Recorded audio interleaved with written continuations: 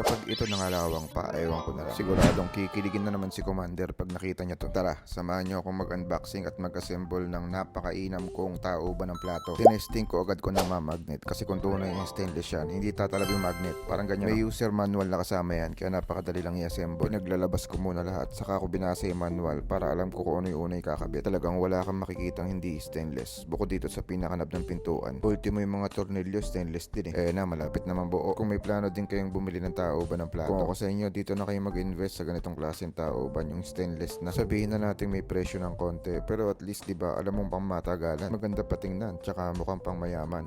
Alright, nandito na tayo sa last part. Pinaglalagay ko nilagay ng sabon tsaka kutsara. May suction din siya sa paa, para hindi siya matumba. Ayos, diba? Okay na. Lagyan muna natin ng konting montage para makita mo kung gaano kaganda bawat sulok. Alright, kumikinang oh. Excited na nga si Commander eh, kaya tara, lagay na natin yan. Ayos na ayos oh, bagay na bagay. Matibay na matibay. Sigurado na naman mamaya to. Shish. Inayos na ni Commander yung tamang pwesto kasi siya nakakaalam kung saan ilalagay yung tauban ng chopping board, yung lagay ng sabon tsaka sponge. Tingnan mo yung tauban ng plato. May manipis tsaka makapal. Alright. Para sa mga malulukong tsaka sa mga mangkok. Palagay ko sisipagin ka na magugas ng plato pag ganito yung tauban. Ang linis tingnan pag stainless oh. Sarap sa mata. Meron nga palang iba-ibang style yan ah. Itong sa akin 95cm with cover. Meron din kasing walang cover. Tapos meron ding 2 layer. Ang tibay din ng pinakaibabaw niya. Tingnan mo yung ginawa ni Commander. Pinaglalagyan na mabigat. O kung gusto mo na din mag-check out yung link nasa basket sa baba.